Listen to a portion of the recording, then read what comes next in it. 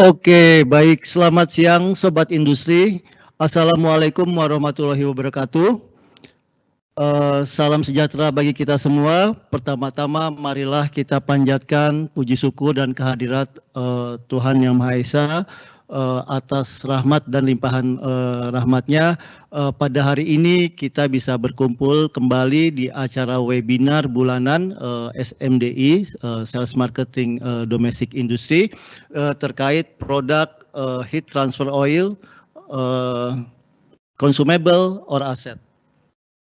Kemudian Bapak Ibu yang berbahagia, sebelumnya kita memasuki acara inti. Di sini kita akan perkenalkan dulu materi yang pertama, pembawa acara materi pertama yaitu Pak Brahma Putra Mahayana. Selamat siang Pak Brahma. Oke, yang kedua adalah Bapak Alif Afrian Bargayu. Selamat siang Pak Alif. Selamat siang Pak Ade. Oke, baik. Pak Brahma ini adalah technical spesialis dari PT Pertamina Lubricants yang sudah berpengalaman di bidangnya ya Pak Brahma. Dan Pak Alif ini adalah Sales Area Manager SAM Industri 4. Nanti juga Pak Alif ini akan sharing pengalamannya terkait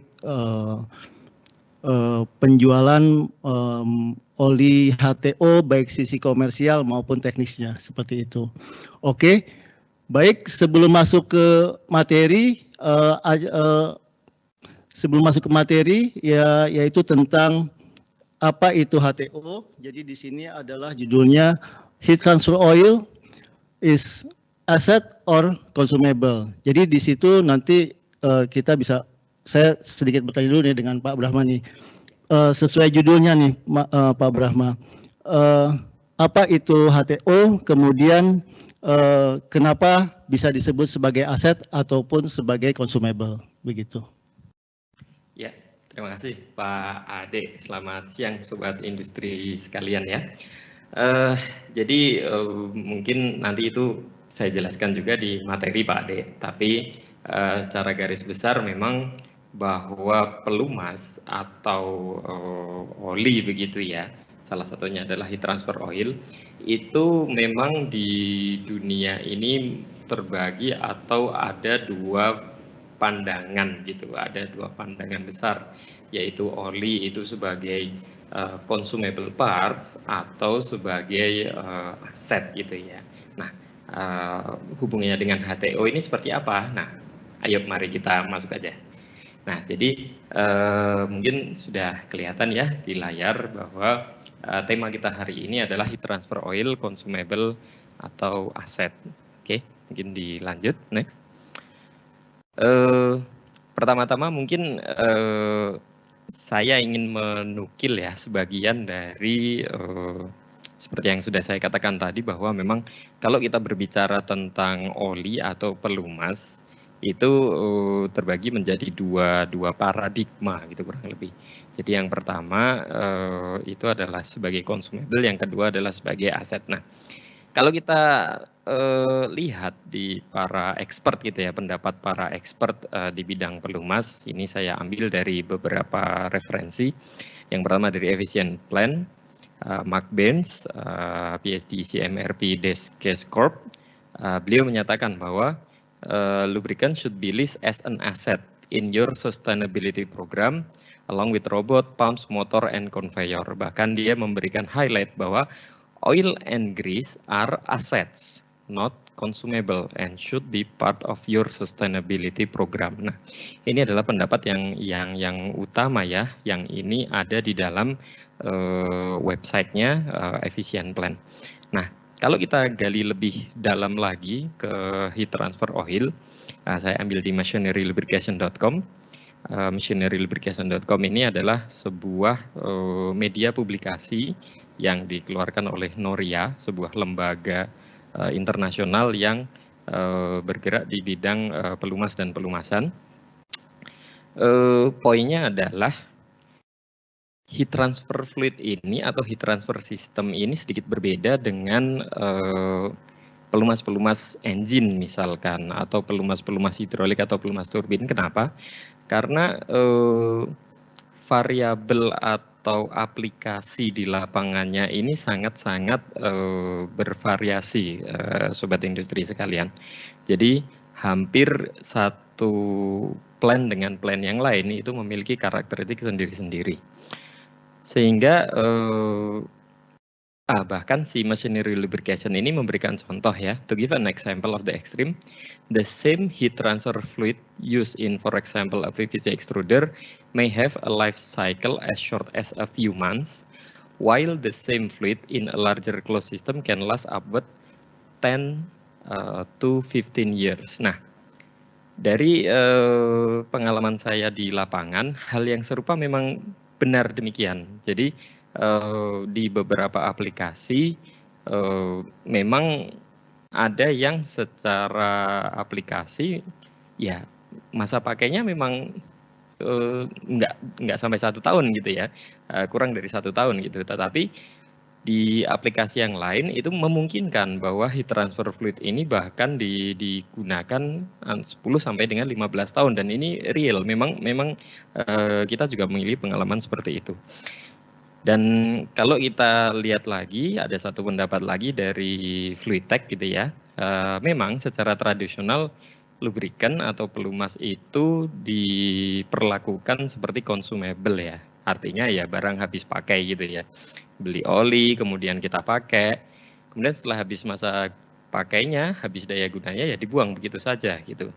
Akan tetapi dengan adanya perubahan di ekonomi, harga base oil, natural resources yang semakin lama semakin naik gitu ya, dan juga mungkin konsiderasi terhadap lingkungan, limbah dan lain-lain, itu memang banyak hal atau pelumas ini sudah saatnya untuk dialihkan menjadi aset, tidak hanya sebagai consumable atau barang yang setelah kita pakai kemudian kita buang begitu saja gitu. Nah, jadi mungkin harapannya di siang hari ini kita bisa memberikan pemahaman kepada sobat industri sekalian bahwa pelumas HTU ini apabila kita perlakukan dengan baik dan benar, maka dia akan bisa berubah dari consumable ke aset. Mungkin kurang lebih seperti itu, Pak Ade. Oh, baik. Jadi memang seperti kita tahu bahwa penggunaannya yang panjang tadi akan menyebabkan pelumas tersebut atau heat transfer oil tadi bisa kita jadikan sebagai aset ya, karena pemakaian yang panjang tadi ya. Betul sekali, kurang lebih seperti itu, Pak Ade. Baik, mungkin bisa dilanjut atau gimana? Iya, siap. Oke, silakan. Saya izin melanjutkan ya, sobat industri sekalian. Mungkin bisa dibantu next. Ya, jadi kurang lebih goals dari tujuan webinar kita kali ini adalah memberikan gambaran tentang bagaimana HTO ini menjadi aset dan bagaimana supaya itu dia menjadi aset. Salah satunya adalah masa pakainya yang lama. Maka kurang lebih kita akan membahas yaitu tentang overview tentang heat transfer system itu sendiri. Kemudian nanti saya sedikit akan menyinggung tentang teori perpindahan panas. Lalu ada permasalahan umum yang di sistem HTO dan juga bagaimana sebaiknya operasi dan maintenance pada sistem HTO. Oke, next. Ya, ini pembukaan ya. Jadi heat transfer oil atau heat transfer system adalah suatu konfigurasi susunan peralatan yang dapat mendayagunakan panas yang dihasilkan dari suatu sumber panas atau heater untuk keperluan pada suatu proses yang memerlukan pemanasan. Nah, ini ada contoh gambar, ini gambar real dari salah satu customer kita, customernya Pak Alif di Sales Region 4 PT Sri Rezeki Isman. Ini contoh boiler yang digunakan untuk aplikasinya yaitu di industri tekstil ya. Mungkin nanti Pak Alif bisa cerita aplikasi boilernya di mana. Tapi kegunaan dari heat transfer system tidak hanya untuk itu, dia bisa untuk memanaskan tangki blending, untuk di industri tekstil, kayu lapis, pabrik aspal, pabrik karet, pabrik minyak makan, dan juga di agroindustri. Mungkin lanjut, next. Nah, jadi heat transfer fluid itu tidak hanya oil sebenarnya, bahkan di heat transfer fluid yang sederhana gitu ya, atau yang tidak membutuhkan temperatur yang tinggi, itu di beberapa customer itu bahkan dia menggunakan water gitu ya. Nah ini kita lihat, ini ada beberapa contoh heat transfer fluid yang digunakan. Misalkan water, ya, keuntungannya dia tentunya non toksik ya, kemudian juga murah gitu. Tetapi kerugiannya adalah korosif, kemudian fluidity pada suhu rendahnya juga kurang bagus ya, di mana air itu memang kalau temperatur 0 dia akan membeku gitu. Lalu juga mineral oil, nah ini adalah yang sedang kita bahas yang hari ini, di mana heat transfer oil yang kita gunakan berasal dari mineral base oil gitu ya. Keuntungannya dia stabil ya, punya kestabilan yang moderat, kemudian flash point-nya tinggi. Tetapi memang ada kerugian, yaitu dia kecenderungannya membentuk sludge dan juga sensitif terhadap kontaminasi. Nah, dua ini yang mungkin siang hari ini mau kita kita highlight gitu ya. Bagaimana kita meminimalisir kerugian dari mineral oil supaya mineral oil yang kita gunakan di heat transfer system itu bisa memiliki daya guna yang panjang gitu, kurang lebih seperti itu Pak Ade. Kemudian juga selain dua itu banyak juga yang lain, selain mineral oil ada polyphenol, aromatic ester, ether gitu ya, glycol, siloxane dan garam nitrat, semua memiliki keuntungan dan kerugiannya masing-masing. Tetapi untuk aplikasi di Indonesia pada umumnya kita mengenal ada dua jenis ya yang banyak digunakan oleh customer, yaitu yang water atau steam dan yang kedua adalah yang mineral oil. Oke, mungkin bisa dilanjut. Lalu secara aplikasinya sendiri untuk yang mineral oil tadi sudah kita singgung bahwa aplikasinya ini banyak sekali ya. Ada di plastik, tekstil, aspal, chemical, ship ya, barge, cargo heating, petroleum and natural gas processing. Limitasi dari mineral oil atau HTO, heat transfer oil ini ada pada temperatur operasi maksimum di angka 315 ya. 315 derajat Celcius, betul sekali Pak Ali. Adapun di atas 315 tentunya mineral oil ini sudah tidak mungkin tidak applicable lagi gitu ya. Artinya kita harus memikirkan untuk menggunakan heat transfer fluid yang lain gitu. Tetapi memang untuk terutama di tekstil, kemudian plastik, di wood dan oil and gas itu umumnya berada di kisaran antara 100 hingga 200-an mendekati 300 gitu. Atau mungkin dari Pak Alif ada yang ingin ditambahkan nih terkait aplikasi di lapangan selaku yang ini di lapangan.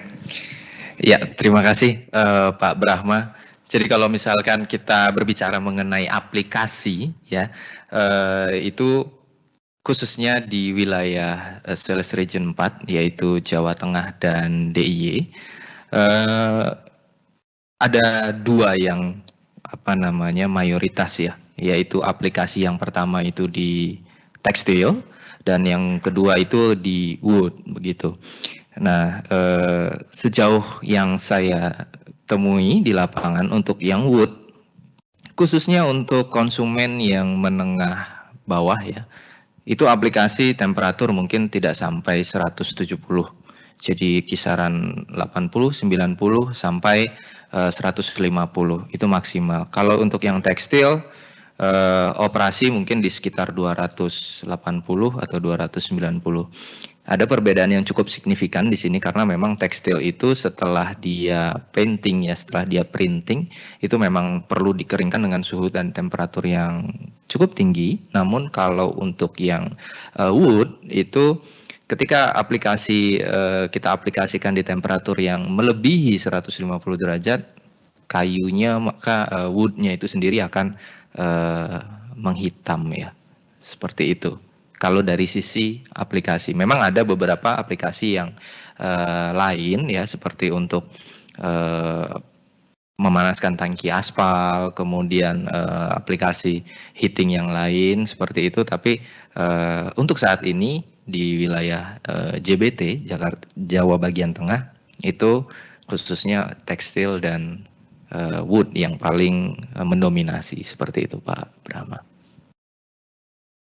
Ya, terima kasih Pak Alif. Atau mungkin saya lanjutkan Pak Ade. Ya, silakan Pak Brahma dilanjut dulu. Oke, mungkin bisa dilanjutkan, dibantu.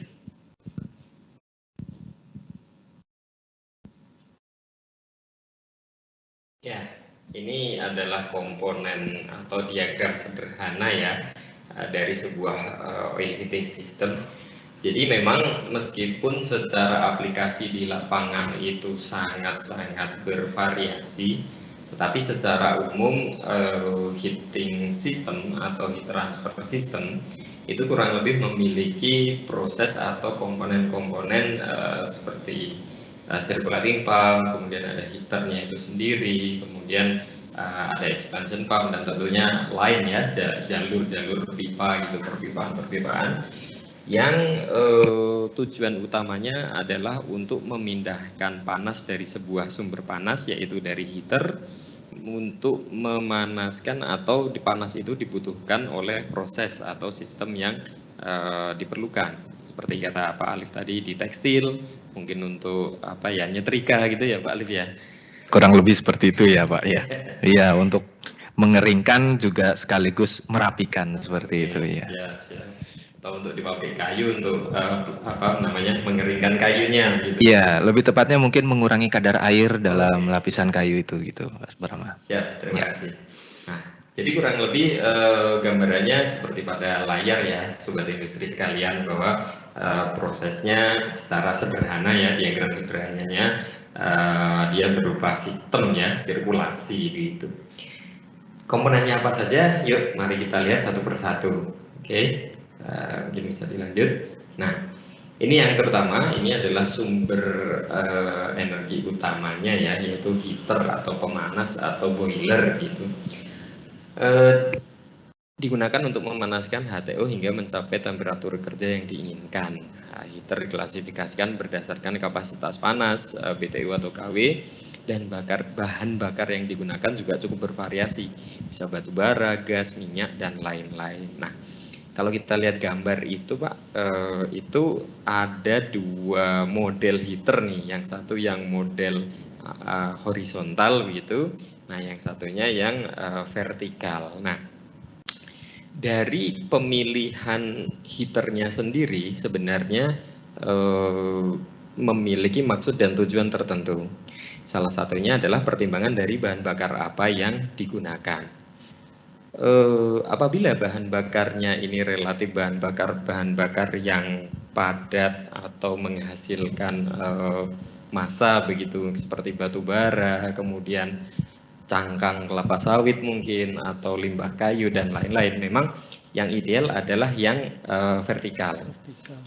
Kenapa? Karena apabila menggunakan yang horizontal, ash atau apa namanya abu dari hasil pembakaran itu karena beratnya ya, karena berat jenisnya ya, pada akhirnya dia akan terakumulasi sehingga kalau kita menggunakan yang tipe horizontal itu akan ada akumulasi abu di sisi cubing-cubing yang bawah. Nah, ini akan mengganggu, yang pertama tentunya akan mengganggu dari heat transfernya itu sendiri ya, sehingga temperatur atau kalor yang ditransferkan menjadi tidak maksimal dan juga dalam jangka waktu yang lama tentunya akan mengakibatkan berpotensi terjadinya crack karena adanya perbedaan temperatur antara cubing yang sisi atas dengan sisi bawah. Sehingga umumnya apabila menggunakan bahan bakar yang bahan bakar yang biomas atau yang padat itu memang lebih baik menggunakan tipe yang vertikal sehingga ash-nya itu bisa terakumulasi di bawah dan di bawah itu pada akhirnya bisa dikeluarkan atau dibuang begitu. Nah, dari pemilihan heaternya saja itu juga akan berpengaruh pada masa pakai pelumasnya tentunya, masa pakai HTO-nya gitu kan, sehingga dari sisi itu juga bisa sedikit memberikan clue nih, HTO-nya ini bakalan jadi consumable atau jadi aset gitu ya. Nah, itu salah satu contohnya. Nah, kemudian di manakah olinya? Olinya berada di dalam cup-cup atau pipa-pipa itu ya, yang dialirkan, disusun menyerupai kumparan, dan dia mendapatkan panas dari api atau ruang bakar. Next mungkin. Artinya kalau yang vertikal itu berarti bahan bakarnya yang tidak memiliki massa begitu ya Pak Brahma? Lebih tepatnya bukan tidak memiliki massa Pak Alif. Oh, oke. Kalau tidak, saya rasa hampir semua materi di dunia ini ada massanya. Nah, itu dia makanya. Iya. Terima kasih Pak. Jadi mungkin lebih ke arah tidak memiliki residu atau ash ya, baik itu dia berupa bottom ash atau fly ash gitu ya, yang nantinya dikhawatirkan akan mengganggu dari koil atau pipa-pipa itu sendiri. Contohnya seperti gas, lalu minyak gitu ya. Siap. Jadi secara ini lebih bersih juga mungkin ya, Mas Brahma, untuk yang horizontal ya. Betul. Nah, beberapa mungkin ya ini kita langsung ngobrol aplikasi aja ya. Iya, betul. Untuk mensiasatinya, kadangkala kita bisa menggunakan pembakaran yang sistem pembakaran luar. Artinya antara heater dengan ruang bakar itu dipisah, betul sekali. Ya. Mungkin Pak Alif sudah pernah melihat yang seperti itu, Pak Alif? Kalau dibilang pernah melihat, pernah Pak. Okay. Ya, jadi memang ada sistem pembakaran di mana ruang bakarnya itu terpisah, seperti itu. Tapi itu kebetulan bukan di wilayah saat ini gitu. Mungkin Pak Brahma punya pengalaman tertentu terkait dengan yang dipisahkan seperti itu. Apakah tingkat efisiennya akan lebih tinggi seperti itu atau plus minusnya seperti apa? Iya, tentunya kalau dari sisi investasi awal tentunya akan jadi lebih besar ya, karena dia akan ada investasi untuk burnernya itu sendiri. Tetapi in the long run, dalam jangka panjang, dari kesehatan dari si heaternya itu sendiri, memang apabila bahan bakarnya itu yang istilahnya yang mengandung SS itu memang dan apabila bentuk daripada heaternya horizontal, memang umumnya kita menggunakan itu untuk menghindari es yang menumpuk di koil atau kumparannya itu gitu. Oke, itu untuk heater. Lalu komponen yang selanjutnya adalah pompa sirkulasi. Nah, karena heat transfer system ini dia olinya atau fluidanya itu mengalir dan bersirkulasi, tentunya butuh penggeraknya ya, penggerak aliran. Nah, disinilah fungsi dari si pompa sirkulasi. Fungsinya untuk mensirkulasikan HTO, menjaga aliran dalam sistem tetap dalam kondisi turbulen. Nanti kita jelaskan. Kemudian umumnya pompa yang disukai atau banyak digunakan umumnya yang tipe pompa sentrifugal, karena mampu memberikan laju aliran yang lebih besar. Nah, itu juga salah satu nilai plus dari heat transfer fluid yang menggunakan oli atau mineral oil, karena tidak dibutuhkan pressure yang terlalu tinggi. Jadi dari sisi keamanan maka dia lebih safety dibandingkan dengan steam yang secara pressure tinggi dan secara temperatur juga tinggi. Artinya dari dua resiko itu ya kita berhadapan dengan resiko mungkin panas gitu ya. Kalau steam kan udah panas, pressure-nya juga tinggi gitu. Nah, itu gambarannya. Sehingga saat ini HTO atau heat transfer oil ini disukai gitu ya. Lebih aman juga. Mungkin lanjut. Ya, komponen yang selanjutnya itu adalah sesuatu yang kita sebut sebagai expansion tank, yaitu komponen yang fungsinya menyediakan ruang untuk pemuaian HTO dan menampung HTO tambahan bagi sistem gitu ya. Nah, expansion tank umumnya beroperasi pada temperatur 60 derajat Celcius untuk menghindari terjadinya oksidasi dengan udara dalam tangki. Mungkin dilanjut dulu expansion tank. Nah, ini salah satu kunci dari kesehatan dari HTO itu sendiri, yaitu memastikan bahwa expansion tank selalu terisi oleh fluida. Kenapa? Karena apabila expansion tank ini kosong gitu, udara yang ada di dalam expansion tank itu akan bisa masuk ke dalam sistem, sistem menjadi tidak terisi oleh fluida lagi, tapi terisi oleh sebagian gas udara yang dapat mengakibatkan kinerja pompa menjadi turun. Kemudian juga menyebabkan overheating di daerah heater coil, dan juga yang pasti adalah menurunkan kemampuan perpindahan panas di user. Efisiensi boilernya menjadi turun, mungkin temperatur tidak tercapai, dan lain-lain. Sehingga expansion tank harus diletakkan pada titik tertinggi pada sistem.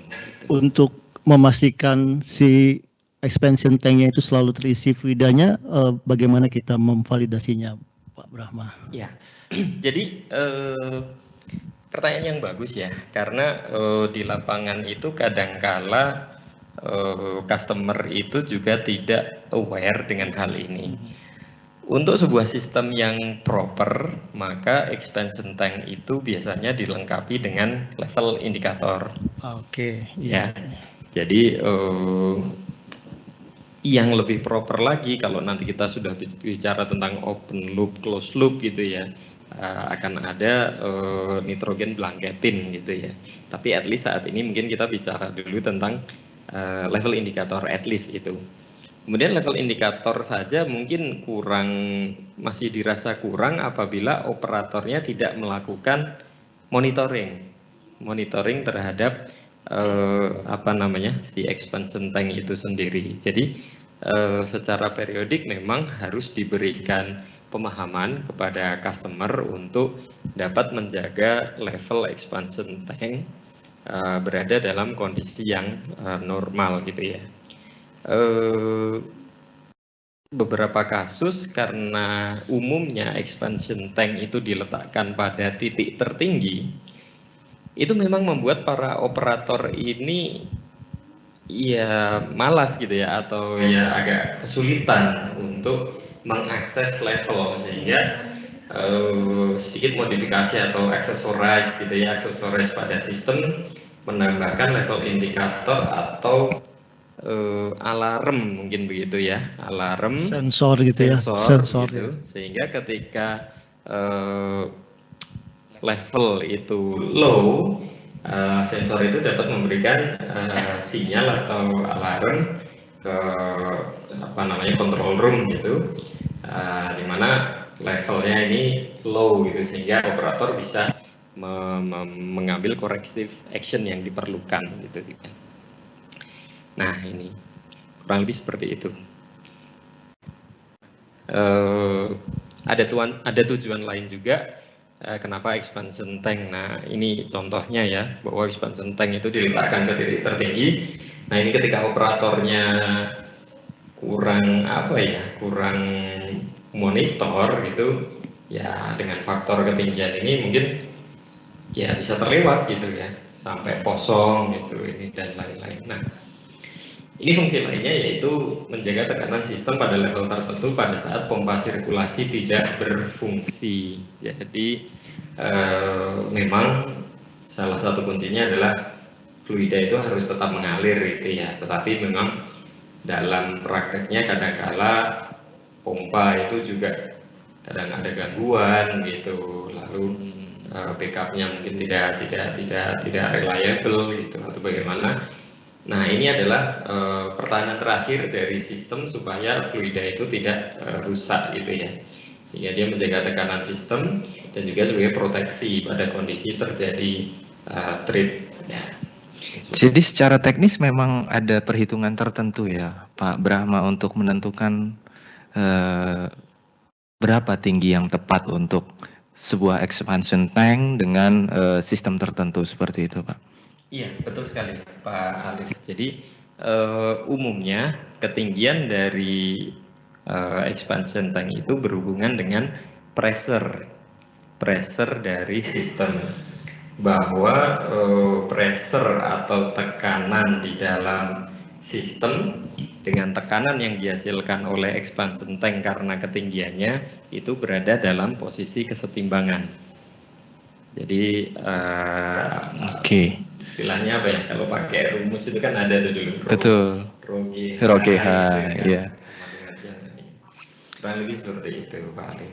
Ya, terima kasih. Karena di lapangan jarang sekali kami mendapati ada beberapa PIC khususnya yang memang mengerti dengan detail. Oh, kenapa expansion tank ini didesain dengan sekian meter, itu perhitungannya sekian-sekian, itu memang jarang sekali, Pak. Kecuali memang pada saat kita di lapangan kita menjumpai kontraktor atau orang yang membangun sistem tersebut, gitu.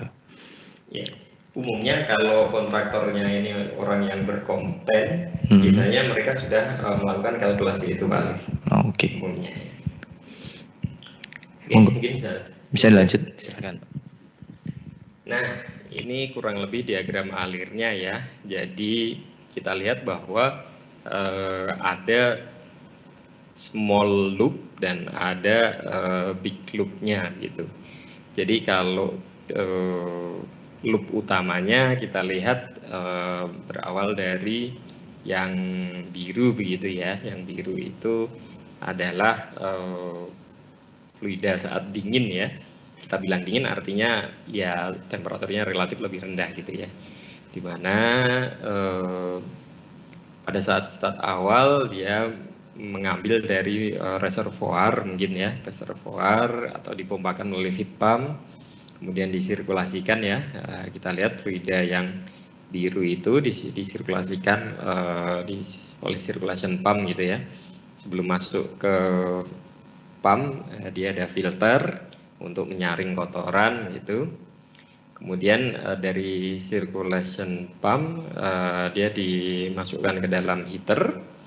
Nah, disinilah proses pemanasan itu berlangsung. Fluidanya ini dipanaskan oleh heater, sehingga temperatur outnya menjadi lebih panas gitu ya, temperatur fluidanya. Dan oli yang panas ini kemudian akan dialirkan menuju ke sistem atau proses atau heat consumernya. Nah, inilah yang tadi kalau yang di tekstil itu dipakai untuk proses kain tadi ya. Betul, pengeringan after printing ya. Betul. Pak Abrahma. Atau kalau di kayu sebagai pengering ruangan atau untuk pengering di plywoodnya gitu ya. Tapi ada satu hal yang menarik di sini Pak Brahma. Kalau misalnya kita melihat diagram ini ya, itu kan alirannya dari bawah menuju ke atas. Apakah pemanasannya itu juga dari yang bawah ke atas atau dari atas ke bawah? Karena banyak yang saya temui itu dari atas ke bawah, artinya berlawanan arah dengan arah fluidanya. Mungkin bisa dibagikan ilmunya Pak, kenapa kok harus didesain seperti itu gitu? Ya, aplikatif sekali ya Pak Alif ini ya. Iya. Iya. Ini kebetulan diagram sederhana aja Pak Alif ya, artinya sekedar memberikan gambaran mengenai bagaimana sih proses itu gitu. Dan kalau kita lihat tadi kan heater juga ada dua nih Pak, ada yang vertikal kayak gini, ada yang horizontal gitu. Tetapi pada umumnya memang pengisian atau proses aliran itu kita mulai dari level terbawah. Fungsinya adalah untuk memastikan bahwa semua penampang dari sistem di pipa itu terisi oleh fluida. Artinya kalau kita dari atas, kalau bahasa Jawanya apa ya, gerojok gitu ya, turun langsung gitu ya. Nah, dikhawatirkan di dalam penampang pipa itu tidak terisi oleh fluida yang atas tentunya ya. Oke. Yang memang dari bawah ke atas. Kalau kita bicara lebih teknis lagi Pak Alif, maka heater sendiri pun itu ada yang alirannya one screw seperti ini, ada yang dia itu di dua layer, dua arah gitu. Kalau ini kan satu arah ya. Ya. Nah, kadangkala di dalam coil itu untuk memaksimalkan proses heat transfernya, maka fluida itu tidak bergerak one screw saja, tapi dari bawah naik, kemudian dia turun lagi. Oke. Baru kemudian ada yang naik lagi. Nah, itu kembali ke desain, kembali ke desain dari boiler maker atau heater maker. Heater makernya ya, oke. Nah, makanya berbeda-beda. Makanya si Mas Hendrik Ludugasan bilang bisa 1000 variation, bisa ribuan variasinya ya. gitu. Oke. Karena memang banyak sekali variasi-variasi kebutuhan yang sesuai dengan aplikasinya dan tentunya dari si OEM itu sendiri. Ya, seperti itu Pak Alis. Ya, terima kasih Pak Brahma. Mungkin bisa dilanjut. Ya, oke. Tadi sampai mana ya? Tadi sampai ke heat consumer dan kemudian dia kembali lagi sirkulasi gitu ya. Nah, kita lihat bahwa expansion vessel itu dia, mohon maaf, yang tadi. Nah, expansion vessel itu dia berada di jalur ya, berada di jalur proses, tetapi tidak tidak berada di proses utama.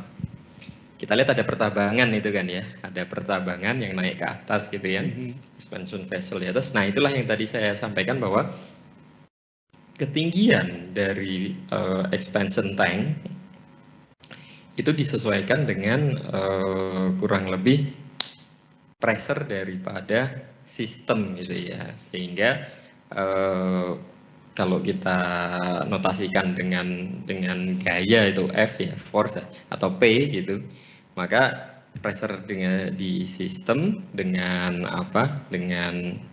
ketinggian dari vessel itu harus selalu setimbang gitu ya, kurang lebih seperti itu. Oke, baik Pak Brahma, Pak Alip, ternyata baru awal saja ini sudah lumayan complicated ya. Jadi dari equipment-nya kita ada burner atau heater, kemudian ada pompa, ada feed pump, ada circulating pump, kemudian masuk ke ininya expansion tank dan lain-lain gitu ya. Jadi itu baru prosesnya saja ya, baru prosesnya saja.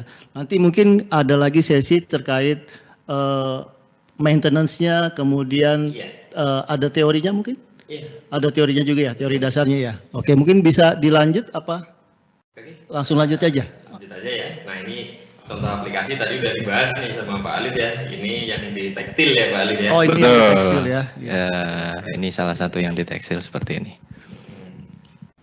Untuk bleaching and drying gitu ya. Betul. Semacam kayak setrika raksasa ya Pak Alif ya.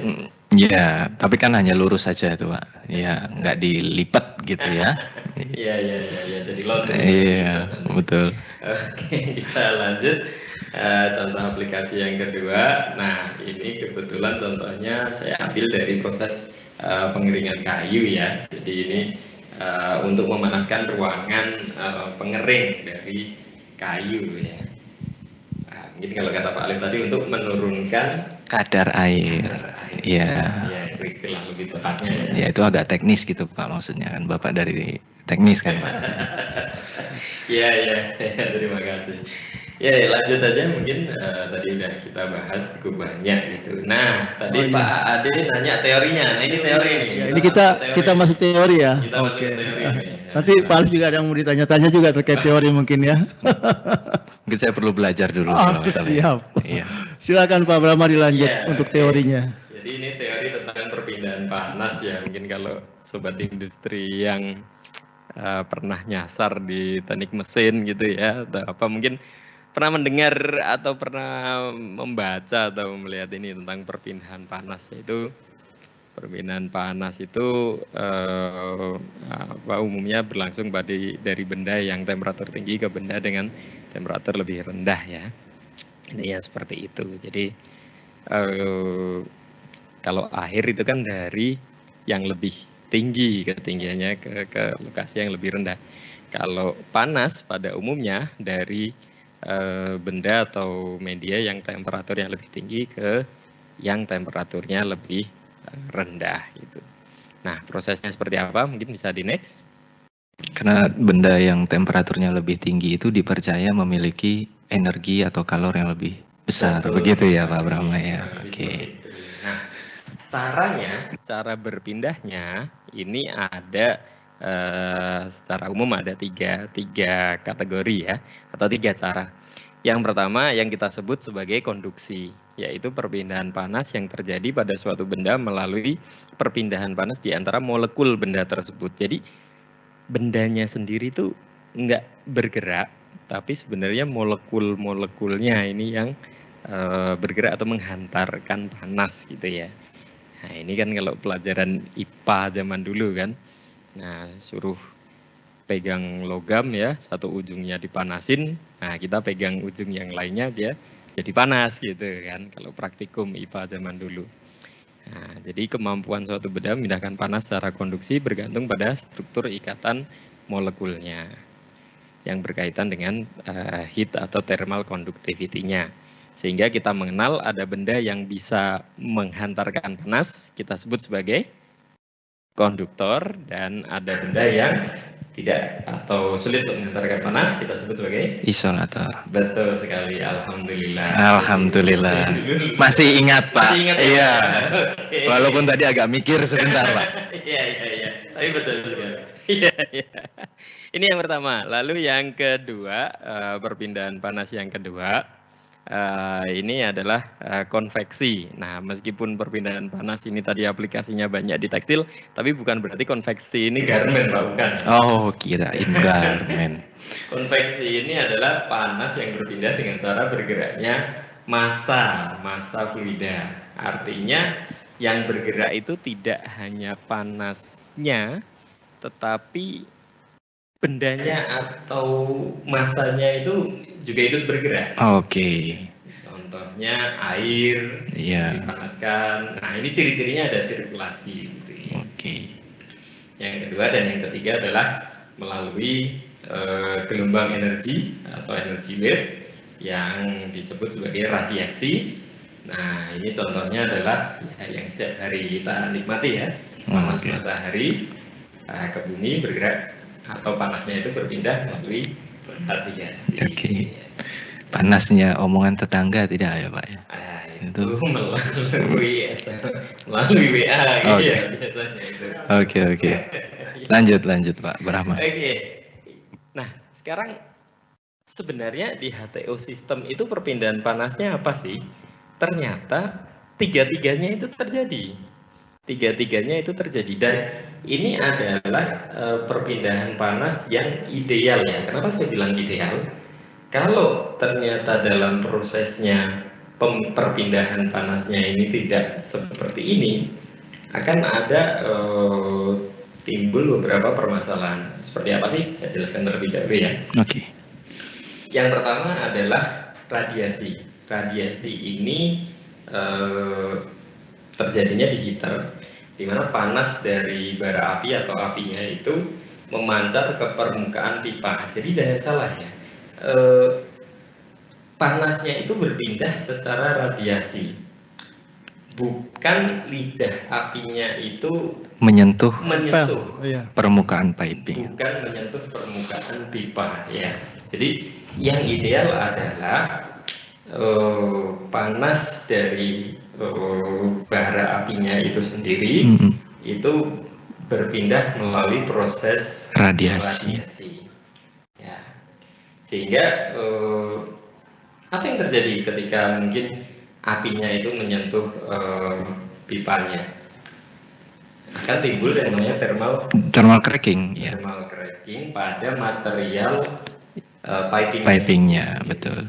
Dalam jangka panjang bisa mengakibatkan crack, kebocoran ya, bahkan resiko-resiko terjadinya kebakaran, karena di dalam pipa itu kan isinya minyak ya, hidrokarbon ya. Minyak, sehingga ada potensi kebakaran. Nah, betul. Yang kedua konduksi. Di manakah konduksi? Konduksi ini timbul di heater, di tubing, di heat exchanger-nya, yaitu panas merambat dari permukaan pipa Cuping. bagian luar ke permukaan pipa bagian dalam.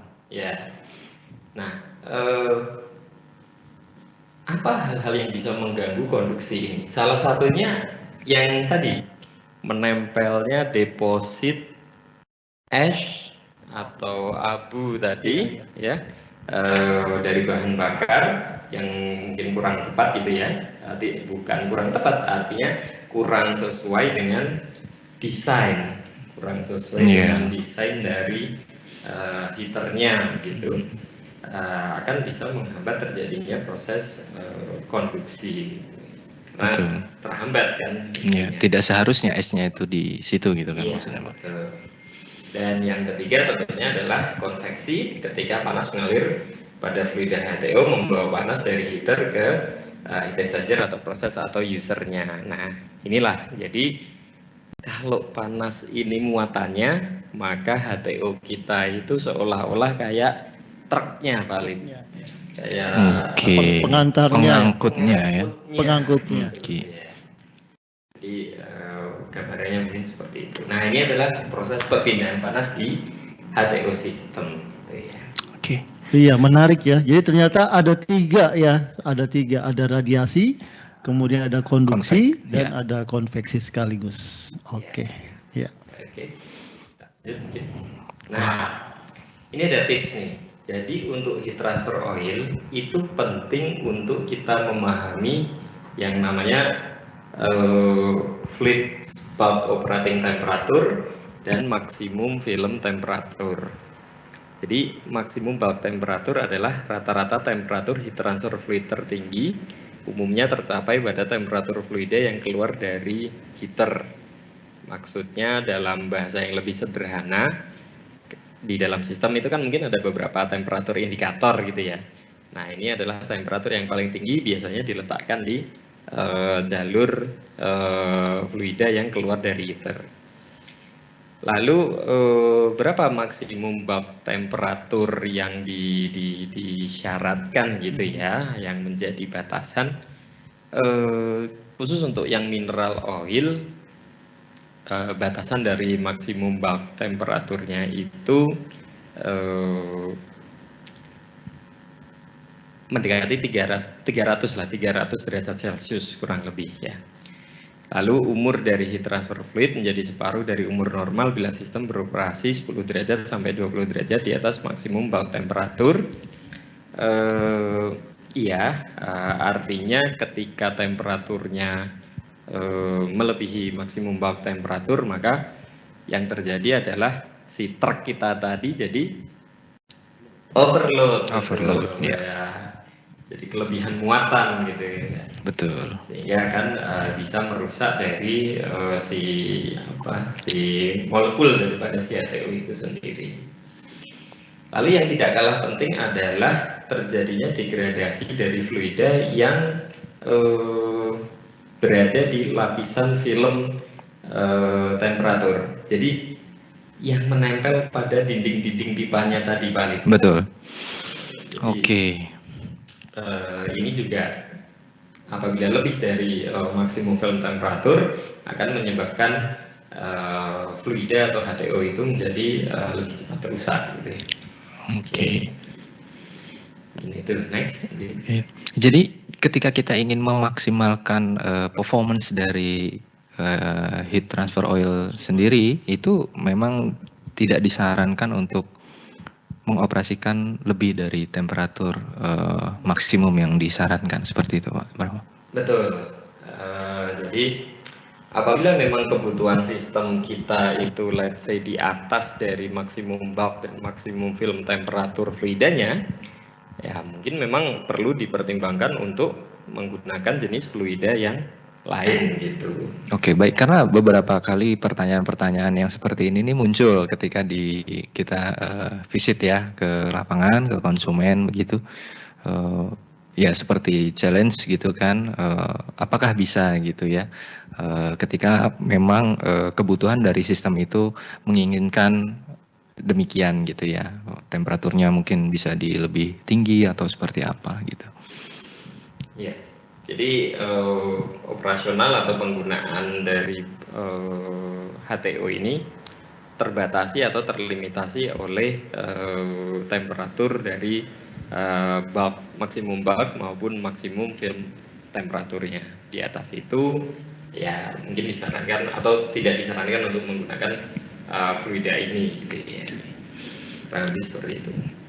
Tapi umumnya kalau untuk di tekstil, kemudian di plywood, Iya, di betul. cerita, kemudian di aspal mixing plant atau heater atau apa, temperatur up to 300 itu sudah cukup lah untuk melayani sistem ya, kebutuhannya. Baik.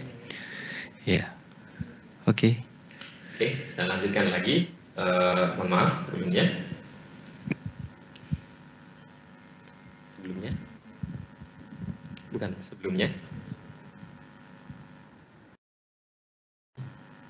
Nah, tadi kita sudah mengenal maksimum bulk temperatur, maksimum film temperatur.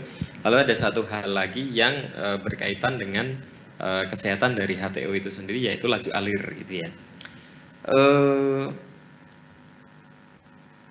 Singkat cerita, penting untuk menjaga laju alir konveksi tetap tinggi di dalam pipa sepanjang sistem. Kenapa? Karena konveksi, perpindahan panas konveksi itu melibatkan perpindahan masanya ya, laju alirnya ya.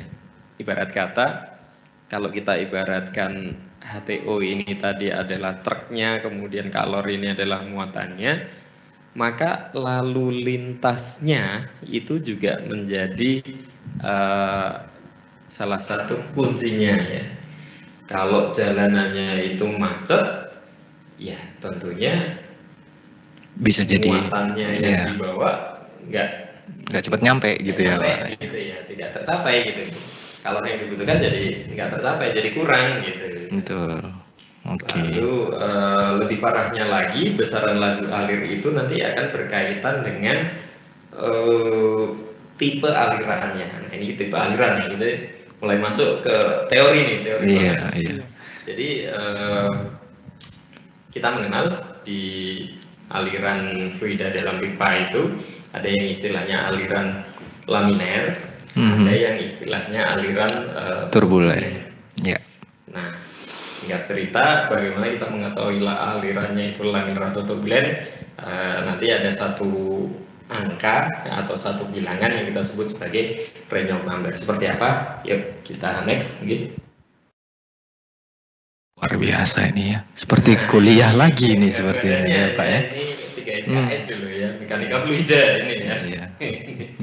Nah, laminar flow itu ya kurang lebih ilustrasinya seperti pada gambar ya, di mana fluida itu mengalir pada layer-layer gitu ya, layer-layer atau lapisan-lapisan fluidanya. Nah, ini umumnya kalau di dalam sistem terjadi ketika laju alirannya rendah, kemudian diameternya itu kecil, kemudian density-nya rendah, viskositasnya tinggi. Ya, ibaratkan ini kemacetan lalu lintas di inilah, di ibu kota. Ibu kota, nggak tahu ibu kota mana tuh ibu kota. Ya. Oke. Ya apa? Jalannya kecil gitu kan. Iya. Jalannya kecil gitu kan, yang tadinya 4 lajur atau 5 lajur tiba-tiba dia menjadi 2 lajur atau 1 lajur gitu kan. Nah, itu betul. Pasti kemacetan lalu lintas terjadi. Nah, kurang lebih seperti itu juga. Nah, kebalikannya yang turbulen. Turbulen itu intinya fluida itu tergolak atau mengalir, teraduk ya tergolak secara sempurna gitu ya. Nah, itu contohnya itu kan, kalau laminar yang lurus, kalau yang turbulen yang ya muter-muter gitu ya, Pak ya. Untuk aliran laminar dan turbulen ini di setiap sistem selalu ada, atau hanya sistem tertentu saja ini laminar, sistem tertentu turbulen gitu, atau pasti ada di kedua-dua itu? Justru penting untuk kita menjaga bahwa aliran fluida di semua sistem itu berada di turbulen. Oke. kalau tidak kita cek atau tidak kita jaga atau bahkan kita tidak aware, maka kita tidak kita bisa tidak tahu bahwa aliran yang terjadi itu seperti apa gitu. Nah, di sini sudah diberi clue bahwa umumnya kalau laminar itu terjadi di speed yang rendah, diameter yang kecil gitu kan, viskositasnya tinggi. Nah, ini kan sebenarnya clue juga nih Pak Ade, bahwa kalau speednya rendah gitu kan, speednya rendah itu kan berarti hubungannya sama kemampuan dari si pompa sirkulasinya. Small diameter itu hubungannya nanti desainnya, berapa inci penampang pipanya gitu kan. Umumnya kalau di heaternya, diameter pipanya sih relatif besar ya. Tapi di dalam sistem itu biasanya dia ada percabangan tuh. Jadi dari ya seperti pembuluh darah lah. Kalau pembuluh darah utama itu jarang ada penyumbatan gitu. Ya biasanya penyumbatan itu di pembuluh darah yang kecil-kecil gitu kan. Nah, maka laminar ini juga umumnya terjadi pada bagian sistem yang relatif diameternya kecil-kecil gitu. Sementara kalau turbulen ini kan kebalikannya ya, high speed, large diameter, high density, low viscosity. Nah, viscosity ini berpengaruh juga nantinya ke viskositas dari fluidanya gitu. Oke. Nah, kurang lebih seperti itu. Mungkin kita lanjut. Lanjut Pak. Oke, siap. Iya, mungkin agak lebih dipercepat katanya Pak. Iya. Siap. Ada pesan sponsor lewat tadi. Iya. Nanti kita asik diskusi kayaknya nih ya. Jadi materinya juga masih ini. Iya. Oke. Mungkin dibantu next. Oke. Nah, untuk mengetahui alirannya turbulen, laminar atau transient itu, ini omnya Pak Alif ini, Om Renyol ini kan, Om Renol ini dia udah ngasih kalkulasi gitu kan, bahwa laminar itu Renyol numbernya kurang dari 2.300, transient atau peralihan di 2.300 sampai 4.000, turbulen itu ketika lebih besar dari 4.000 gitu. Jadi kalau HTO itu harus turbulen begitu Pak ya? Nggak boleh transient gitu ya? Iya. Oke. Lanjut Pak. Oke. Lanjut. Nah, ini kalkulasinya seperti apa? Nah, kurang lebih seperti ini. Next. Jika kecepatan fluida itu adalah V, diameter pipa itu D, maka Reynolds number-nya itu adalah Rho kalikan V besar kalikan D per mu. Mu itu dynamic viscosity, kalau V kecil itu kinematic viscosity. Karena V itu adalah sama dengan mu dibagi Rho, maka Reynolds number itu adalah kecepatan fluida dikalikan dengan diameter pipa dibagi dengan kinematic viscosity-nya. Ada contohnya? Ayo next. Nah, ini contohnya. Menghitung kecepatan minimal untuk mendapatkan aliran turbulen dalam pipa. Misal diketahui nih diameter pipanya berapa, radius ya, viskositas kinematiknya berapa gitu kan. Kemudian 1 cm itu 10 pangkat min 6. Maka kalkulasinya kurang lebih seperti ini. Next.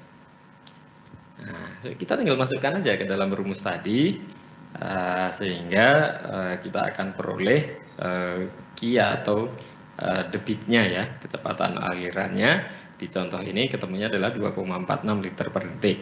Sehingga dengan mengatur kecepatan volumetrik HTO sebesar 2,46 liter per detik dalam pipa dengan diameter 2,5 cm sudah akan diperoleh kecepatan HTO dalam keadaan turbulen. Atau dalam aplikasinya kadang kita reverse engineering ya, karena sebenarnya ini kan yang menghitung kan si pembuat boiler gitu ya. Sebelum sistem jadi Sebelum begitu ya. Sistem itu jadi. Nah, kalau kita itu biasanya kita reverse engineering ketika kita tahu berapa kapasitas dari pompanya, debit dari pompanya.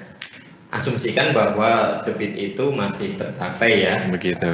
Kalau misalkan ada losses dan lain-lain mungkin juga harus dipertimbangkan gitu. Betul. Tapi kita masukkan saja, maka kita bisa menghitung kira-kira berapa Reynolds number di titik-titik paling rawan titik-titik paling rawan itu Contohnya apa tuh Pak? di penampang pipa yang kecil-kecil. Oke. Di apa namanya Lekukan seperti itu ya. lekukan atau penampang pipa yang paling jauh dari pompa. Ya, nah itulah biasanya di sana alirannya itu relatif rendah, penampangnya kecil dan lain-lain, sehingga kita perlu untuk memastikan di di titik-titik yang paling rawan itu masih berada dalam kondisi turbulen. Nah, dalam aplikasinya biasanya seperti itu. Kita lanjutkan mungkin next. Nah, ini juga salah satu hal untuk meningkatkan kehandalan untuk masa pakai HTO, yaitu mengenai closed loop dan open loop system. Singkat cerita, open loop adalah sebuah sistem yang masih memungkinkan terjadinya kontak antara HTO dengan atmosfer. Biasanya di expansion tank. Kalau closed loop itu dia sudah meminimalisir kontak dengan atmosfer, sehingga umumnya dilengkapi pada expansion tank itu dilengkapi dengan pressure relief valve dan juga nitrogen blanketing. Nah, kalau yang closed loop ini dia relatif lebih handal karena meminimalisir terjadinya kontak antara HTO dengan atmosfer. Gitu. Saya juga mungkin. Ya, silakan. Ya, next. Nah, ini permasalahan umum dalam heating oil system gitu ya. Jadi yang pertama ada yang namanya thermal cracking gitu ya. Thermal cracking adalah rusaknya molekul-molekul HTO dikarenakan panas. Faktor penyebabnya temperatur yang tinggi di atas temperatur film, juga bisa disebabkan oleh laju aliran fluida yang rendah, yaitu tadi ya, yang laminer tadi ya. Thermal cracking akan menyebabkan sludge atau lumpur deposit yang mengakibatkan penyempitan penampang, dan ciri-cirinya adalah penurunan di flash point gitu ya. Yang selanjutnya dapat menyebabkan penurunan efisiensi perpindahan panas, meningkatkan beban pompa, saluran dan filter tersumbat, dan safety hazard karena flash point-nya turun atau rendah gitu. Ini yang pertama, adanya thermal cracking. Kemudian lanjut yang kedua. Nah, yang kedua permasalahan di HTO adalah adanya oksidasi. Faktor penyebabnya adalah oksigen di udara, lalu temperatur yang tinggi, dan juga kontaminan berupa logam atau air gitu ya. Nah, sehingga oksidasi itu dapat menyebabkan kontaminasi yang bersifat asam, viskositas HTO-nya menjadi naik, mengakibatkan sludge atau lumpur dan deposit. Yang apabila dilanjutkan dapat menyebabkan korosi atau karat, kerusakan pada komponen dan pemipaan, juga meningkatkan resiko terjadinya breakdown gitu ya. Nah, salah satu cara meminimalisir oksidasi ini adalah dengan menghindari atau meminimalisir adanya kontak HTO dengan atmosfer atau udara luar gitu ya. Salah satunya yang nitrogen blanket tadi. Oke, next. Dan yang ketiga tentunya adalah kontaminasi ya. Kontaminasi apa saja, bisa berupa sisa pekerjaan fabrikasi, logam, debu, juga bisa berupa air atau chemical ya. Banyak sekali atau hal-hal yang seringkali entah sengaja atau tidak sengaja kami temui di lapangan itu masuk ke dalam sistem HTO. Contohnya fuel itu ada, pernah itu fuel, kemudian chemical, kemudian pelumas lain nih, pelumas engine, pelumas apa gitu. Lalu juga misalkan pernah ada kasus itu dia dipakai untuk memanaskan reaktor begitu ya, reaktor kebetulan SN gitu. Lalu ternyata ada crack di reaktornya, akhirnya si fluida dari reaktor itu masuk mengkontaminasi HTO-nya ya. Jadi Ini juga akan dapat menyebabkan kualitas dari HTO-nya turun, bisa viskositasnya naik, bisa local heating, atau bahkan yang paling parah itu bisa ngegel gitu, misalkan let's say dia kemasukan glikol atau apa dan gitu. Yang selanjutnya dapat menyebabkan penurunan efisiensi perbedaan panas, kerusakan komponen, dan breakdown. Oke. Baik, terima kasih Mas Brahma. Jadi tadi sudah kita belajar banyak ya Mas Alif ya. Ada teori dasarnya juga, kemudian juga tadi ada masalah-masalah yang bisa saja terjadi di sistem HTO tadi ya, bisa Betul. masalah yang terhadap equipment-nya, juga masalah terhadap olinya tersebut ya, olinya itu sendiri, seperti itu. Mungkin selanjutnya ada lagi yang mau ditambahkan Mas Brahma terkait HTO ini? Kita sudah mulai masuk ke operasi dan Operasi, maintenance-nya ya. Ini tentang prosedur pengisian juga startup. Mungkin langsung saja ya. Silakan. Saya selesaikan materinya. Nah, ini adalah contoh gambaran prosedur pengisian dan startup HTO. Jadi salah satu kuncinya yang harus dipahami adalah HTO ini pada saat startup bisa jadi memerlukan waktu untuk melepas moisture, karena mungkin pada saat belum dipanaskan kan dia masih ada kandungan airnya gitu ya. Kemudian ketika dia mulai dipanaskan, maka moisture itu akan berubah fasa menjadi gas. Nah, gas-gas inilah yang harus dikeluarkan gitu, sehingga ini bervariasi, tapi secara umum grafiknya kurang lebih seperti ini, di mana kita ada zona A. Zona A itu adalah kondisi pemanasan dari temperatur ruang mendekati 100. Kemudian zona B ini adalah zona pelepasan moisture. Lalu kemudian ada zona C. Zona C itu adalah pemanasan dari 100 menuju temperatur operasi yang diinginkan. Nah, di zona C ini sepanjang perjalanannya mungkin akan muncul proses pelepasan gas-gas ya, gas-gas dari si HTO itu sendiri, sehingga penting untuk memastikan bahwa menaikkan temperatur ke step berikutnya itu harus dipastikan tekanan dalam sistem itu stabil. Karena ketika tekanannya itu tidak stabil, kemungkinan sistem itu sedang berusaha mengeluarkan gas-gas yang terlepas gitu ya. Dan apabila tidak dikeluarkan, ya tentunya akan menjadi masalah nanti di kemudian hari. Kira-kira butuh berapa lama dia menaikkan temperatur dari temperatur yang 100 tadi ya, yang zona B sampai naik di zona sampai temperatur operasi yang diinginkan itu? Ya, Pak Brahma. Jadi rule of thumb-nya ya, Pak Ade ya, rule of thumb-nya itu kenaikan temperatur itu kita jaga 5 derajat Celcius setiap jam atau setiap 30 menit. Ini rule of thumb saja, artinya bisa jadi lebih, bisa jadi kurang. Patokannya adalah yang penting sistem itu sudah tidak terjadi vibrasi atau fluktuatif pressure gitu ya. Nah, biasanya di pressure indikatornya itu kelihatan itu kan. Sudah mulai stabil harusnya gitu ya, baru kita naikin gitu ya. Nah, jadi 5 derajat, ketika stabil kita naikkan, dan lain-lain, sampai dengan temperatur ininya, sampai dengan temperatur kerja yang diinginkan. Nah, kan tadi beda-beda kan, ada yang 100, ada yang 100, 120, 150, tapi ada juga yang 200, 280 sampai 300 gitu ya. Jadi berapa lamanya tergantung dari aplikasinya juga, kurang lebih seperti itu Pak Ade. Oke, mungkin dilanjut.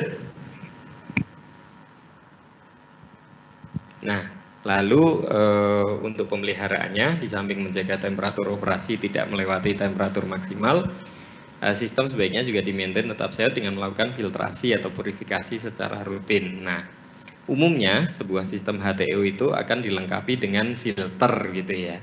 Nah, tapi filter ini harus di-maintain, harus dicek secara berkala, harus dibersihkan gitu ya. Kenapa? Karena partikel-partikel itu apabila dibiarkan, dia akan mendegradasi pelumasnya. kemudian viscosity-nya itu bisa naik kalau misalkan sluts-nya itu terbentuk gitu ya. Kemudian thermal efficiency-nya juga tetap oke, tetap bagus. Harapannya oil life-nya juga lebih panjang dan juga supaya pompa dan valve-valve-nya itu tidak rusak gitu ya, kena partikel-partikel itu. Jadi filtrasi ini juga satu hal yang penting ya. Jadi harus operator itu mungkin rajin ngecek lah ya inilah, pokoknya jangan sampai dibiarkan filternya sampai blocking gitu ya. Oke. Menarik terkait extend oil life nih Pak Brahma, Pak Alif nih. Jadi dari berapa kita bisa extend oil life itu? Atau mungkin Pak Brahma punya pengalaman maksimal oil life yang bisa kita gunakan, bisa kita ajukan ke konsumen gitu ya, pada saat menggunakan oil thermal kita gitu, seperti itu Pak Brahma. Atau Pak Alif mungkin di konsumennya pernah ada pertanyaan seperti itu? Ya, terima kasih. Ini pertanyaannya menarik ini. Ya, sebetulnya gini, kita juga sedang menyusun rule of thumb seperti itu ya, Pak Ade, karena kami mendapati beberapa fenomena yang cukup menarik antara temperatur yang digunakan dengan jumlah KL atau jumlah liter yang digunakan dalam satu sistem tersebut gitu.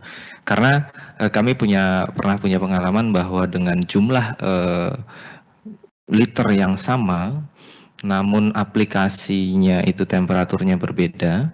Jadi itu perbedaan tahunnya itu bisa sampai 7 tahun. Jadi yang dioperasikan di atas 200 derajat Celcius itu bisa sampai 15 tahun.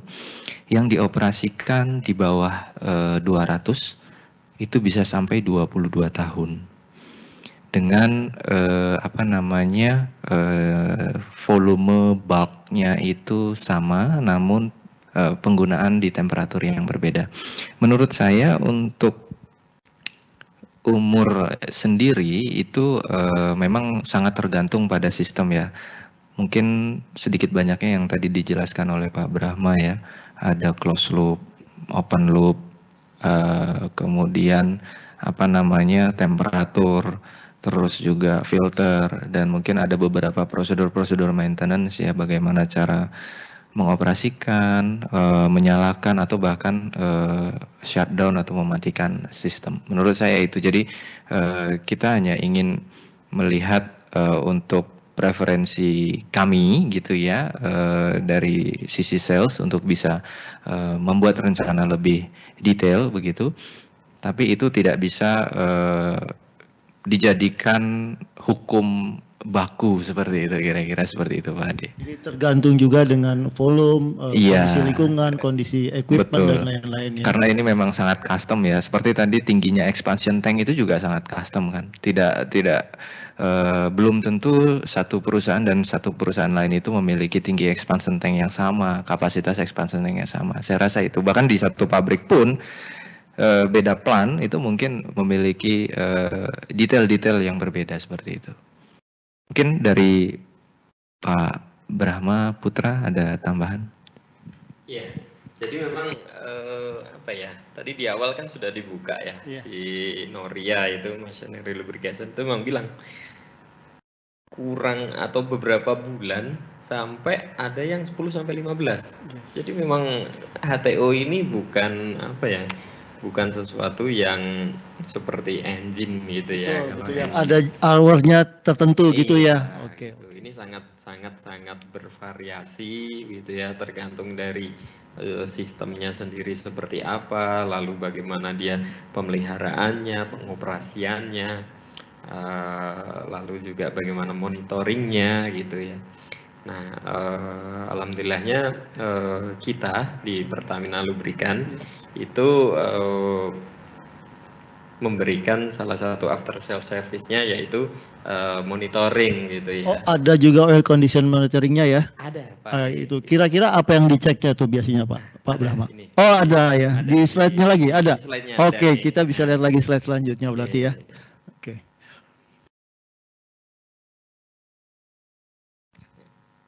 Ya, next mungkin.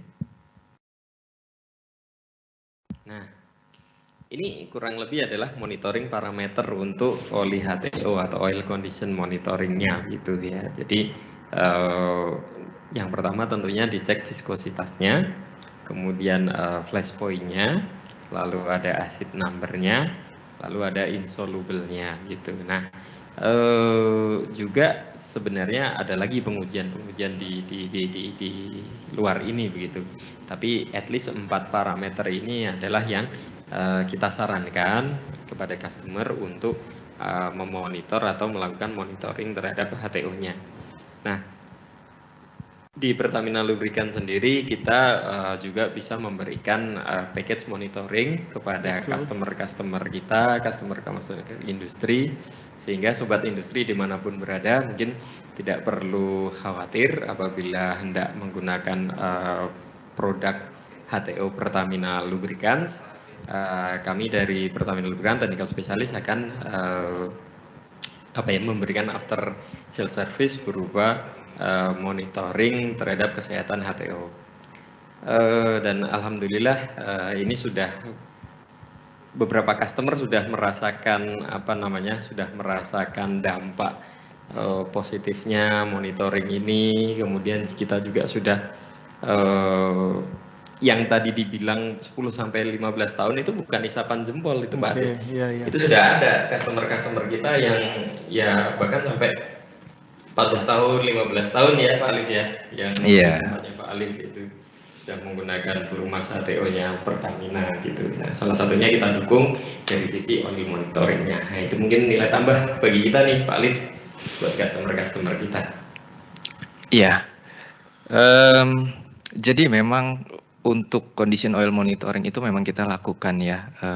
Kami juga di sales region tentunya itu sangat berterima kasih dengan adanya support ya dari tim teknis ya untuk bisa memonitor hal itu gitu. Tapi ya di kami gitu memang sebagai after sales selain bisa untuk memonitoring kita juga ikut sharing session ya, discussion ya, terutama kalau misalkan memang ada pengembangan rencana pengembangan ekspansi dari usaha atau bisnisnya si konsumen kita.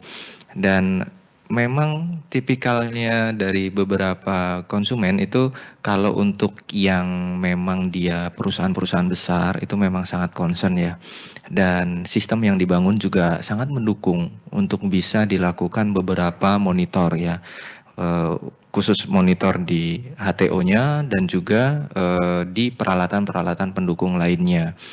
Bahkan sampai ke storage drum oilnya sendiri itu sangat baik. Tapi konsumen kita tidak hanya itu. Konsumen kita juga ada beberapa konsumen yang menurut klasifikasi kami itu berada di level menengah ya, level menengah dan juga ada level yang di bawahnya begitu. Sistem yang ada di beberapa konsumen yang menengah dan di bawahnya itu beberapa sistemnya memang tidak mendukung ya, tidak mendukung untuk bisa dilakukan rutin seperti itu, sehingga kita memang dituntut untuk bisa dinamis begitu ya. Jadi kita juga tetap berusaha support kepada konsumen-konsumen yang memang kondisinya tidak memungkinkan untuk bisa dimonitoring lebih sangat detail seperti itu. Artinya kita tetap memberikan saran, masukan dan juga kita tetap memberikan sharing gitu. Tapi kita juga harus melihat seperti apa sih kondisi di lapangan begitu. Dan seperti mungkin yang dijelaskan oleh Pak Brahma ya. Jadi pemindahan panas ini dengan media tadi ada water, ada mineral oil. Ya kita lihat mineral oil. Nah kadang beberapa orang konsumen-konsumen yang tidak terlalu concern itu mikirnya oh berarti all mineral oil bisa digunakan. Nah kita biasanya mengedukasi konsumen kita untuk memberikan penjelasan yang seperti Pak Brahma jelaskan itu gitu. Jadi memang kalau untuk heat transfer oil ini memang harus ada titik-titik krusial tertentu yang memang harus dipenuhi dan dipersyaratkan jika ingin secara equipment sistem itu bisa lama ya, dan secara oil itu juga bisa berubah dari consumable menjadi aset begitu. Ya, mungkin itu. Lagi kayak judulnya. Ya. Apakah Anda itu consumable atau aset? Ya, kita kembali ke laptop begitu ya kira-kira ya. Mungkin Ya. itu aja materi saya mungkin. Oke.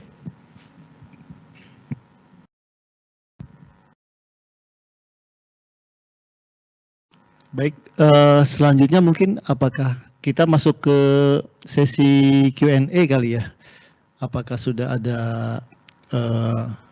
pertanyaan-pertanyaan yang masuk? Mungkin sambil menunggu pertanyaan yang masuk, mungkin untuk produknya sendiri, Pak Brahma, kita punya berapa varian, kemudian viscosity apa saja, berapa saja, dan apa yang membedakannya gitu, Pak Brahma? Iya, jadi ini kayaknya lebih tepatnya Pak Alif nih. Oke, Pak Alif. Marketingnya ini, Pak Alif ingin berbicara tentang produk ini. Silakan Pak. Untuk di wilayah kami khususnya ya, Jawa bagian tengah itu ada Pertamina Thermo Oil 32 dan Pertamina Thermo XT 32. Mungkin kalau untuk perbedaannya Pak Brahma pun mungkin lebih paham ya. Jadi kita itu kalau kita sedikit berbicara teknis ya, jadi memang ada perbedaan dari bahan baku ya, bahan baku base oil begitu, antara yang 32 itu menggunakan grup 2 dan 32 Thermo XT 32 menggunakan grup 3 seperti itu. Dan alhamdulillah dua-duanya saat ini digunakan ya di konsumen kami ya, di konsumen kita semua itu digunakan dan cenderung perform ya, artinya sangat sedikit sekali informasi keluhan atau apa itu, bahkan bisa dibilang tidak ada gitu. Dan memang kita juga menyediakan ini ya, kita artinya support seperti itu, ketika ada hal-hal yang ingin ditanyakan kita langsung akomodir pertanyaan-pertanyaan tersebut dan juga keluhan-keluhan tersebut, dan akhirnya kita mendapati solusi ya. Memang ada 1-2 hal yang harus dilakukan perbaikan di sisi sistem dan aplikasi lah, kira-kira seperti itu. Itu dibantu juga dengan oil condition monitoring tadi ya. Betul, Alif ya. betul. Itu adalah salah satu hal yang khusus ya, yang memang dilakukan. Jadi seperti yang sudah tertampil ini Pak Ade, Pak Brahma ya, untuk tren heat transfer oil sendiri di wilayah region 4, itu memang untuk saat ini yang mendominasi itu adalah perusahaan yang bergerak di bidang tekstil ya, mendominasi itu. Jadi ada pun paper and rubber construction ya, ini tambahan ya, karena kami masukkan wood itu atau plywood itu, ada beberapa yang masuk di proses construction dan juga ada yang masuk di proses paper and rubber gitu. Tapi secara total ya itu tekstil yang sangat mendominasi seperti itu. Dan ini juga ada beberapa dokumentasi kami ya, aktiviti-aktiviti kami di konsumen-konsumen besar ya. Bagi kami besar ya, maksudnya di region 4 ini konsumen-konsumen utama kami ya. Dan untuk kebutuhan heat transfer oil ini memang dari tahun ke tahun, kalau kita melihat dari 2020 itu demand-nya itu cukup naik ya, cukup bertumbuh seperti itu. Nah, di tahun 2020 ya, itu untuk Thermo 32 sendiri itu dengan jumlah total itu 73.000 kiloliter ya. Dan 2021 sempat mengalami penurunan ke 69.000, tapi di 2022 sampai Desember kemarin sampai 158.000. Dan ada juga beberapa konsumen ya, konsumen kami Pareto ya. Jadi tidak hanya ini ya, ada yang lain lagi. Dan menurut kami ini adalah angka yang sangat baik, sangat bagus, dan masih memiliki kemungkinan atau besar kemungkinan angka ini akan bertumbuh ya di tahun 2023 ini. Tapi memang pertumbuhan bidang tekstil tentunya ini sangat dipengaruhi juga dengan ekonomi global ya, karena kita tahu bahwa tekstil-tekstil di Indonesia khususnya itu sebagian pasarnya itu ekspor, Pak. Jadi dikirim ke luar.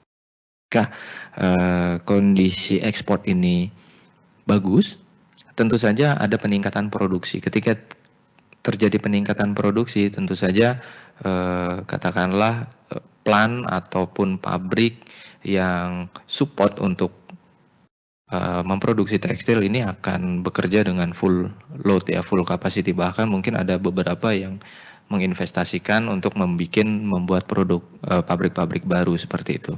Tapi ketika ekspor ini katakanlah mengalami stagnan atau bahkan turun, maka itu juga berimbas kepada beberapa konsumen kami gitu ya. Nah, inilah ketika hal-hal yang seperti ini justru kita sangat berpeluang untuk mensupport ya. Katakanlah ada pabrik yang on off seperti itu dan prosedur-prosedurnya mungkin tidak dilakukan dengan baik, ini berpotensi bahwa seperti yang Pak Brahma tadi sampaikan, quality dari oilnya itu yang tadinya memang sudah di level aset seperti itu ya, itu menjadi consumable seperti itu.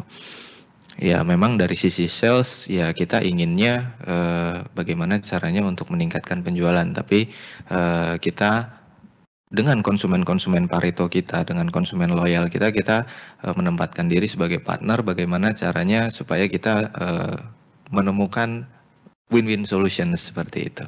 Terkait ini Pak Alif, untuk meningkatkan penjualan ya, itu apa sih keunggulan, mungkin bisa dari Pak Brahma juga, apa sih keunggulan kita yang sangat spesifik mungkin secara komersial dan teknik terkait oli termo kita atau oli heat transfer kita?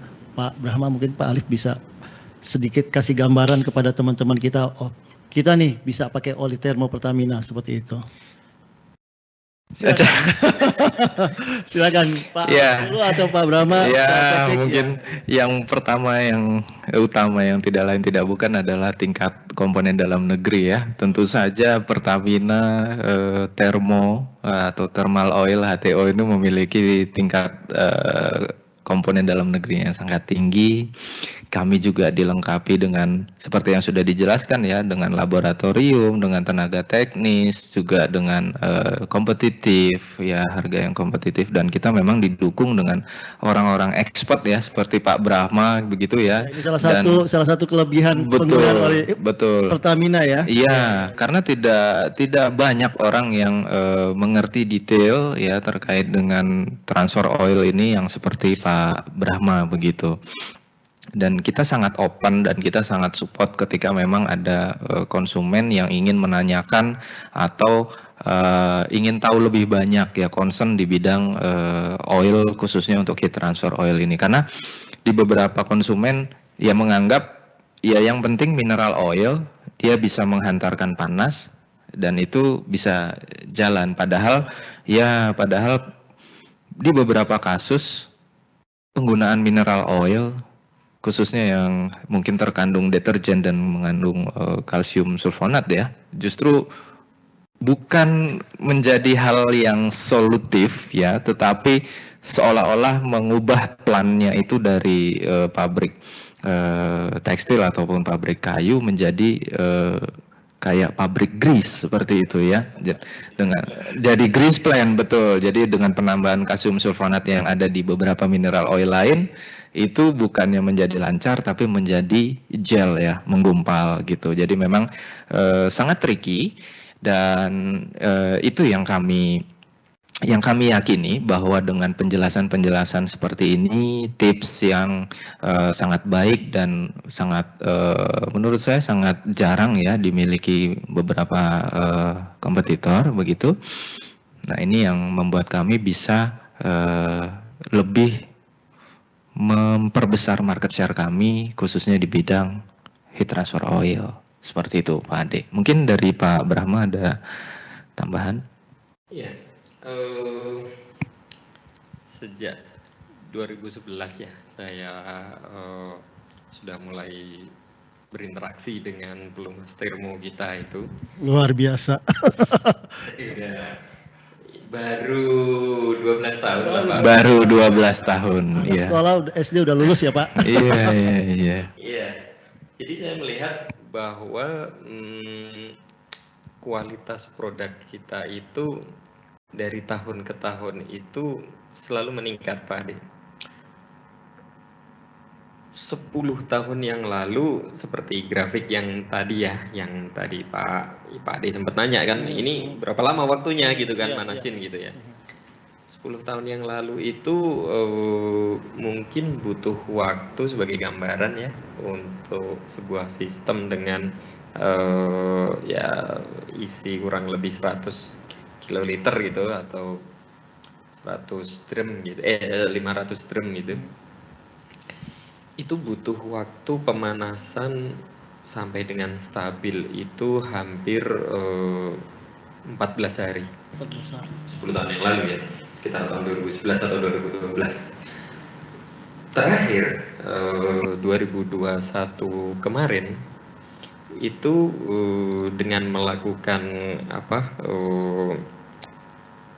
prosedur yang sama dengan tetap memperhatikan tadi pressure, kemudian memperhatikan organ operasional dan lain-lain. Laju aliran begitu ya Pak ya? Iya, alhamdulillah salah satu poin plusnya adalah saat ini itu nggak butuh waktu terlalu lama. Oke. Dibandingkan artinya memang dari sisi moisture kontennya mungkin kita sudah jauh lebih bagus dari sisi fraksi-fraksi ringan yang akan terlepas terevaporasi ya, dengan evaporasi dan lainnya itu semakin bagus. Nah ini saya rasakan menjadi salah satu poin leverage pointnya kita mungkin produk kita gitu kan di customer gitu. Jadi memang ya secara quality pun kita selalu berubah menuju yang lebih baik gitu ya. Jadi lost time pada saat penggantiannya juga berkurang ya. Betul. Cepat mencapai kestabilan, keseimbangan gitu. Dan juga didukung dengan tadi layanan baik before sale service maupun after sale service gitu ya. Jadi services kita juga semakin berkembang, produknya juga berkembang. Harapannya mungkin ke depan semakin banyak yang bisa menikmati gitu ya, menikmati atau menggunakan produk HTO-nya Pertamina Lubricant. Ini tuh. Baik, luar biasa. Jadi memang banyak kelebihan yang bisa, keunggulan dari oli termo ya, yang bisa kita endorse, kita dorong ke konsumen ya. Iya. Baik, mungkin sudah ada beberapa pertanyaan dari audiens ya. Jadi saya coba bacakan satu. Ini ada satu pertanyaan dari Bima. Selamat siang Mas Alif, mohon infonya untuk mengetahui masa pakai termo sendiri berapa jamkah apabila dirasa perlu dilakukan penggantian. Terima kasih. Mungkin tadi sudah sempat kita bicarakan ya. Iya, sempat kita singgung. Ya mungkin halo Pak Bima. Ya, tadi jika menyimak di awal ya, memang kita tidak bisa secara eksplisit dan secara baku untuk menentukan berapa jam ya, karena memang ini hitungannya kalau dijamkan itu sangat banyak ya. Mungkin hitungannya lebih tepatnya tahun seperti itu ya Pak Brahma ya, satuannya ya. Jadi memang kita harus tahu dulu ya sistemnya dan juga operasionalnya, dan ketika kita memang sudah ada sistem yang berjalan dan ingin tahu keadaannya gimana, kondisinya gimana ya, saran saya memang harus dilakukan pengambilan sampel dan pengujian ya, khususnya untuk diujikan di beberapa parameter. Mungkin tadi nanti mungkin bisa disempurnakan oleh Pak Brahma ya, seperti viscosity, kemudian soluble dan insoluble seperti itu ya. Nah itu mungkin perlu dilakukan. Nah ketika kita sudah melakukan itu, kita mendapatkan hasilnya, mungkin kita bisa mengetahui itu sistemnya seperti apa, dan kira-kira dengan kondisi tidak dilakukan perbaikan akan berapa lama, dan mungkin ada beberapa saran jika dilakukan perbaikan mungkin akan berpengaruh berapa besar. Mungkin seperti itu sih Pak Ade. Ada yang mau ditambahkan Pak Brahma atau? Ya, cukup ya. Baik, kita Cukup, Pak, ya. ke pertanyaan kedua. Selamat siang Pak Brahma, dari Pak Tio ya, Pak Anin Tio. Selamat siang Pak Brahma, izin bertanya terkait HTO Oil. Setelah saya pahami bersama bahwa sistem kerja yang dipakai HTO ini sama kurang lebih dengan water stream pressure. Yang ingin saya tanyakan di sini, apakah ada HTO yang menggunakan sistem fire tube? Lalu hal-hal apa saja yang harus diperhatikan agar supaya oil yang terdapat di sistem dapat bekerja optimal? Silakan Pak Brahma. Ya, terima kasih. Pak Anindityo ya, terima kasih pertanyaannya Pak Anindityo. Langsung saja, apakah ada HTO yang menggunakan fire tube? Ada, tetapi jarang sekali. Sampai dengan saat ini saya secara real baru menemukan satu aplikasi, itu kebetulan di areanya Pak Alif di Solo gitu ya. Tapi memang ya mungkin sedikit ya yang ditanyakan Pak Tio, itu fire tube itu apa? Kalau yang tadi kan oil in tube atau olinya yang ada di dalam di dalam tube-nya itu apinya di luar. Kalau fire tube berarti apinya yang di dalam tube gitu kan, olinya di luar gitu. Olinya di luar gitu. Olinya di luar. Ini seperti apa ya? Seperti manasin minyak goreng pakai kompor itu, pakai kompor listrik atau kompor apa itu. Jadi ada pemanasnya, kemudian minyaknya itu dipanasi gitu ya, dipanasi oleh pemanas, yang pemanasnya sendiri itu bisa menggunakan elemen listrik atau menggunakan fire tube ini. Nah, ada memang yang seperti ini, tetapi jarang.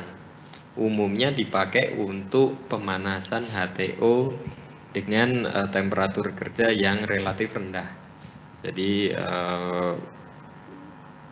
umumnya tidak lebih dari 100 atau 110 gitu ya. Jadi umumnya 80, 90 gitu. Karena tapi kalau temperatur yang tinggi itu hampir semuanya itu menggunakan oil in tube ya. Maaf. Pakai punya saya aja Pak. Siap. Terima kasih, maaf ada gangguan teknis. Jadi ya jawabannya ada, tapi memang jarang ya.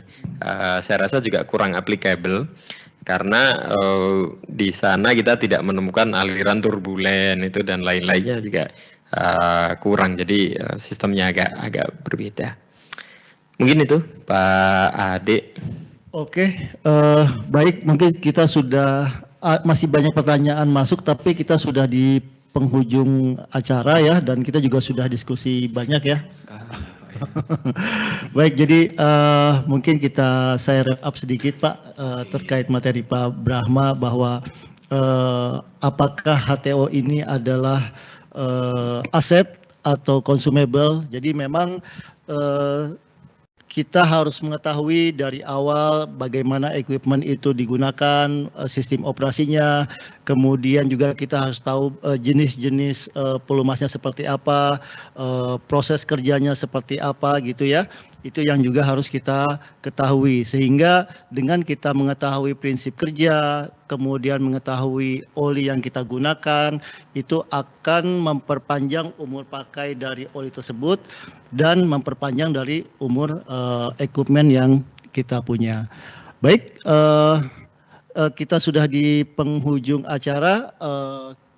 Mungkin sekian Pak Brahma, Mas Alif, terima kasih atas kehadirannya, atas sudah mengisi webinar Sobat Industri sore ini. Tidak terasa 1,5 jam sudah berlalu. Baik, saya tutup ya. Kami sampaikan terima kasih yang sebesar-besarnya kepada seluruh peserta webinar yang telah membuat acara ini berjalan dengan sukses. Mohon maaf apabila terdapat salah-salah kata dan kekurangan dalam berjalannya acara ini. Dengan ini saya tutup webinar hari ini. Akhir kata, wabillahi taufiq wal hidayah. Wassalamualaikum warahmatullahi wabarakatuh. Waalaikumsalam warahmatullahi wabarakatuh.